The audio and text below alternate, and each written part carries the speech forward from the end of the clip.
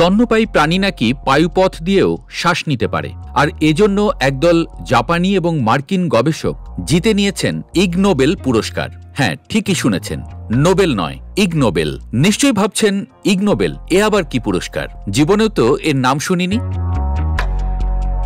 বিজ্ঞানের জটিল জটিল আবিষ্কারের কাজ যেমন বিজ্ঞানীরা করেন, তেমনি উদ্ভট এসব প্রশ্নের উত্তর কিন্তু বিজ্ঞানীরাই বের করেন। তাইলে খালি জটিল সব আবিষ্কারের জন্যই নোবেল, আর বাকিদের বেলায় লবডঙ্কা, তা কিভাবে হয়?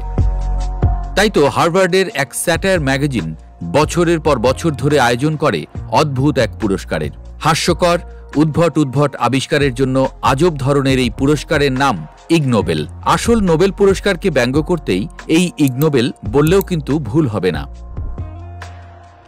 যে গবেষণাগুলো মানুষকে হাসায় কিন্তু আবার পরক্ষণেই ভাবতে বাধ্য করে, ভয় পেলে নাকি গরু দুধ দেওয়ার পরিমাণ কমিয়ে দেয়, কফির কাপ হাতে নিয়ে হাঁটার সময় কাপ থেকে কফিটা উঠলে পড়ে, এটাই বা কেন? এরকম আজব সব প্রশ্নের উত্তর যেসব বিজ্ঞানীরা বের করেন তারাই ইগ নোবেলের দাবিদার। বিজ্ঞানের দিক থেকে এসব আবিষ্কার কিন্তু কোনো অংশেই কম নয়, আর ছোট ছোট মজার এসব আবিষ্কারকে কেন্দ্র করে প্রতি বছর হাস্যকর কিন্তু প্রয়োজনীয় এমন 10টি ক্ষেত্রে এই পুরস্কার দেওয়া হয়। হার্ভার্ড ইউনিভার্সিটির স্যাটায়ার বিজ্ঞান ম্যাগাজিন এনলাস অফ ইম্প্রবাবল রিসার্চ এই ইগ নোবেলের পুরো আয়োজনটি করে থাকে।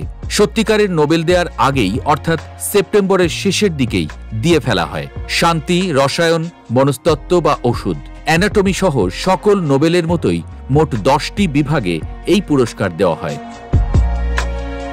এবার চলুন জেনে আসি ইগ নোবেল পাওয়া কয়েকটি উল্লেখযোগ্য যুগান্তকারী আবিষ্কার সম্পর্কে। তবে শুনে চোখ কপালে উঠলে কিন্তু কর্তৃপক্ষ দায়ী নয়। শুরুতেই বলেছিলাম স্তন্যপায়ী প্রাণী বায়ুপথ দিয়েও শ্বাস নিতে পারে।